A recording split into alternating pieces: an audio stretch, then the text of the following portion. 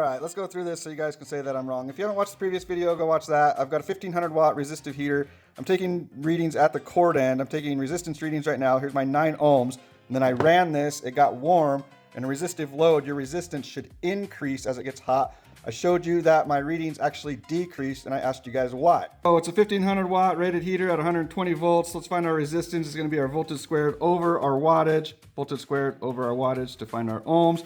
Plug in those values, do the math, it comes to 9.6 ohms. To find our amperage, which is gonna be our wattage over our voltage. So for our amperage, wattage over our voltage, we plug in those numbers, do the math, it comes out to 12.5 amps. So on paper, 1500 watts at 120 volts is 9.6 ohms and 12.5 amps. In the previous video and the start of this video, with it being cold at the cord end, I'm getting 9 ohms.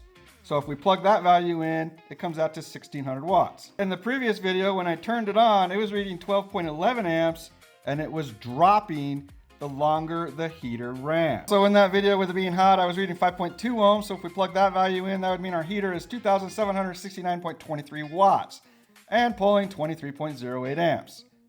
This is a lesson that just because your meter says one thing does not necessarily mean that's the case. Turn the heater on, watch our amperage. It'll start to drop, which means our resistance has to be increasing, right? We did the math, that's what Ohm's law says. We'll wait for this to stabilize. So I'm gonna shut this off, hurry and hook up the alligator clips to this. Watch my resistance. See how high it is now? But now watch this. If I switch my probes,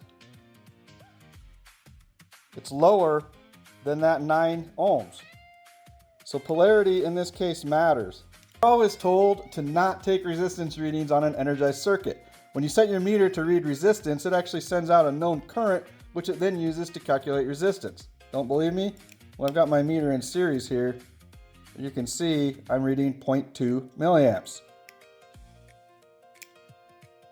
When you're taking resistance readings, your meter only knows its known current and voltage value that it puts out. If you're using this on an energized circuit, it's going to skew your results. Yeah, but I wasn't using it on an energized circuit, was I? Well, I've let this run for a little bit. We'll shut it off. Let's see if I have any voltage. Let this cool down. Switch is still on. You can see I now have 0 volts. So why did I have voltage? Well, there's something called the Seebeck effect. The Seebeck effect states that if we have a temperature difference between 2 points of a conductive material, we're going to have voltage. That voltage that was created was enough to throw off my resistance readings, making them either additive or subtractive depending on the polarity of my meter leads.